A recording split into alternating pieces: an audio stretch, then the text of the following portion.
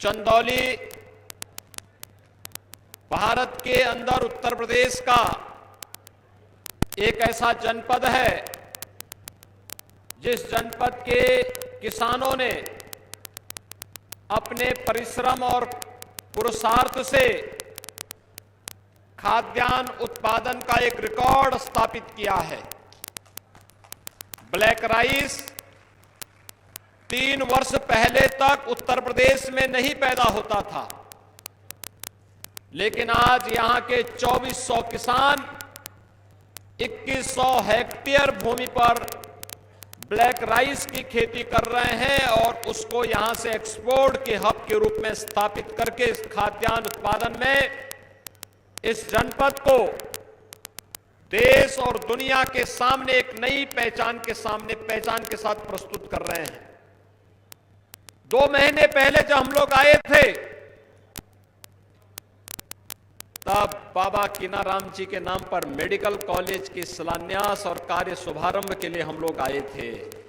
और आज तो बाबा कीनाराम की पावन धरती पर, उनकी जन्मभूमि पर रामगढ़ में हम लोगों को आने का सौभाग्य प्राप्त हुआ और यहीं पर हम लोगों ने बाबा कीनाराम जी की इस पावन भूमि को प्रणाम करते हुए यहां के सुंदरीकरण की एक विस्तृत कार्य योजना का शुभारंभ भी हम लोग करने के लिए आज आए हैं। भाइयों बहनों, भारत के आध्यात्मिक और सांस्कृतिक जीवन में पूज्य संतों का, ऋषि मुनियों का बहुत बड़ा योगदान रहा है। इन पूज्य संतों के आशीर्वाद से और उनकी कृपा के कारण ही आज देश भारत के अंदर भारत दुनिया के सामने मानव कल्याण का, मानवता के कल्याण का एक मार्ग प्रशस्त कर रहा है।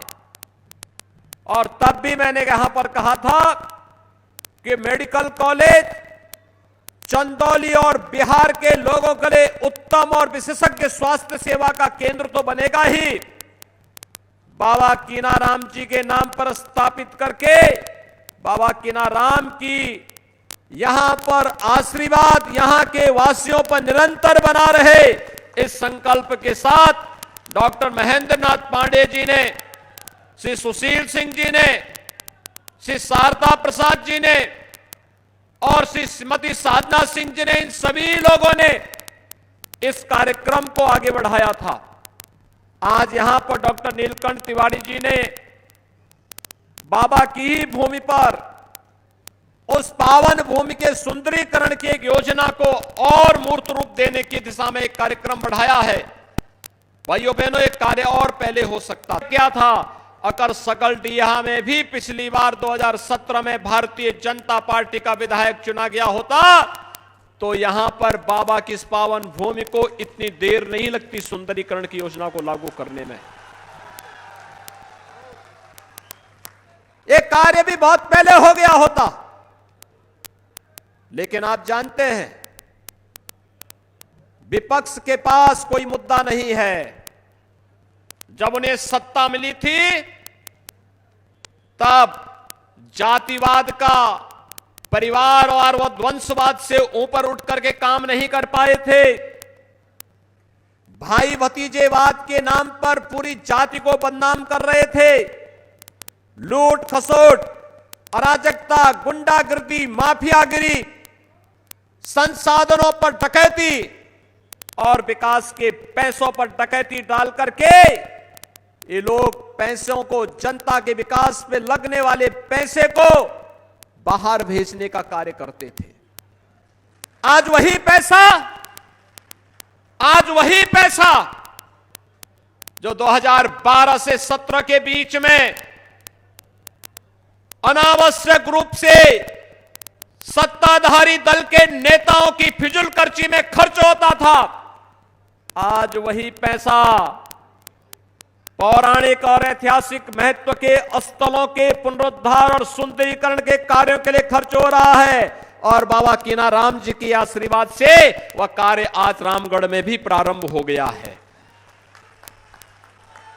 भाइयों बहनों, हम लोगों ने जब यहां मेडिकल शिलान्यास किया था, तब भी मैंने कहा था पूछा जाना चाहिए समाजवादी पार्टी को 4 बार उन्हें प्रदेश के अंदर सत्ता में रहने का अवसर प्राप्त हुआ। ये राम भक्तों पर गोलियां चला सकते हैं, लेकिन राम जन्मभूमि पर आतंकी हमला करने वाले आतंकवादियों की पैरवी करके बेशर्मी से उनके खिलाफ दायर मुकदमों को वापस लेने का काम इसी समाजवादी पार्टी की सरकार में किया था। ये वही लोग हैं जब नौकरी निकलती थी तो महाभारत के सभी रिश्ते निकल पड़ते थे वसूली के लिए। कोई चाचा, कोई भतीजा, कोई और कोई निकल पड़ता था, और उसके बाद हर प्रतिभाशाली यूपी का नौजवान वंचित रह जाता था। न्यायालय को उस पर रोक लगानी पड़ती थी, भर्ती नहीं हो पाती थी। 4.5 वर्ष के अंदर हमारी सरकार ने 4.5 लाख नौजवानों को सरकारी नौकरी प्रदेश के अंदर दी। कोई भी किसी नौकरी पर उंगली नहीं उठा सकता है। और भाइयों बहनों, यही नहीं, नौकरी तो दी, कानून व्यवस्था की बेहतर स्थिति को प्रदेश के अंदर बना करके जो माफिया पहले सत्ता का शागिर्द बनकर के प्रदेश में अराजकता फैलाते थे, आज उन माफियाओं की जरूरत नहीं कि किसी गरीब की, किसी व्यापारी की, किसी किसान की संपत्ति पर कब्जा कर सके या किसी बहन बेटी की तरफ टेढ़ी नजरों से देख सके। अगर देखेगा तो प्रदेश सरकार का बुलडोजर भी खड़ा रहता उसकी छाती पर चढ़ने के लिए।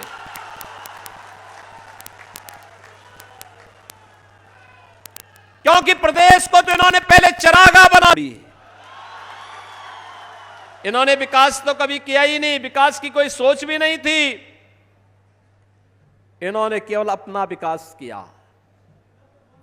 इनके लिए अपना परिवार ही पूरा प्रदेश था, यानी वे केवल अपने परिवार का विकास करते थे। और जब प्रदेश की बात आती थी तो उनको हेद इससे देखते थे। पहले बिजली भी नहीं देते थे, सड़क भी नहीं बनाते थे, गुंडागिर्दी अलग से करते थे, क्रय केंद्र नहीं चलते थे, हर व्यक्ति तबाह था। और हमारे लिए प्रदेश की 25 करोड़ की जनता ही परिवार है। परिवार की इस परिभाषा को अगर अखिलेश यादव समझे होते तो संभवतः मुझ पे परिवार की चर्चा करने की या परिवार न होने की मेरे पर किसी प्रकार का कोई आक्षेप नहीं करते। उनको मालूम होना चाहिए कि मेरे लिए तो 25 करोड़ की प्रदेश की जनता ही परिवार है मेरा, और इसीलिए मैं जो भी करूंगा इस 25 करोड़ की आबादी को ध्यान में रख करके करूंगा। लेकिन तुम्हारी संकुचित सोच थी, इसलिए केवल अपने परिवार के बारे में सोच रहे थे, प्रदेश के बारे में नहीं। और इसीलिए प्रदेश में दंगे होते थे, पर्व और त्योहार नहीं मनाने दिए जाते थे, किसानों के जीवन पर के साथ खिलवाड़ होता था, नौजवानों के भविष्य के साथ खिलवाड़ होता था, बहन बेटियों की इज्जत के साथ खिलवाड़ इनके मंत्रीगण करते थे। प्रदेश में अराजकता चरम पर थी, कानून व्यवस्था तार तार पर थी, कोई उत्तर प्रदेश में आना नहीं चाहता था।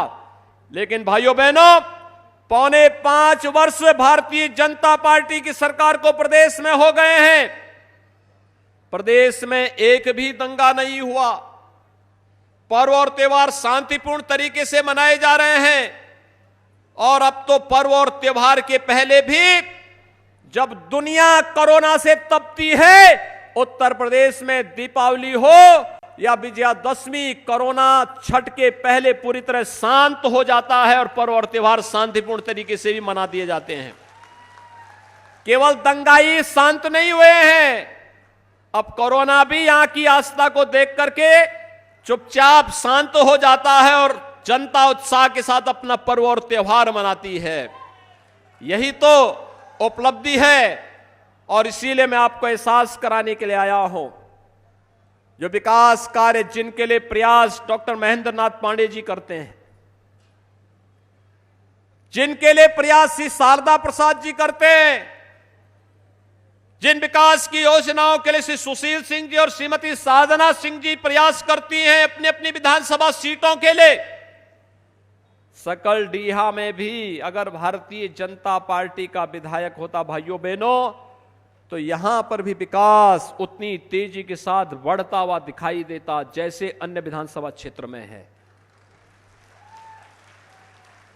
और इसीलिए आपका आह्वान करने के लिए आया हो सकता कोई भी कारण रहा हो, लेकिन अब चूकना नहीं है। उत्तर प्रदेश को देश की सबसे बड़ी अर्थव्यवस्था बननी है। उत्तर प्रदेश के विकास की योजनाओं का लाभ गांव, गरीब, किसान, नौजवान, महिलाएं, समाज के प्रत्येक तबके तक पहुंचना ही चाहिए।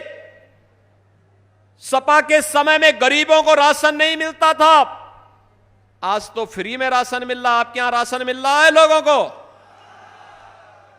और अब तो दिसंबर से लेकर के होली तक फिर से 2-2 बार राशन मिलना है। राशन के साथ दाल भी मिलेगी, खाद्य तेल भी मिलेगा, अंत्योदय कार्ड धारकों को चीनी भी मिलेगी और नमक भी सबको प्राप्त होगा। मोदी जी ने जीवन को भी बचाया है और जीविका को भी बचाने के लिए जो अभियान चलाया है, फ्री टेस्ट, फ्री में उपचार, उन लोगों को भी वैक्सीन लेने के लिए, दोनों वैक्सीन लेने के लिए हमें तैयार करना होगा। यह वैक्सीन प्रभावी है, कोरोना से बचाएगी। एक नया वेरिएंट आया है, उससे बचाव करने के लिए उत्तम उपाय है बचाव, और बचाव के लिए जीवन रक्षक के रूप में मोदी जी ने वैक्सीन फ्री में दी है, सबको दी है।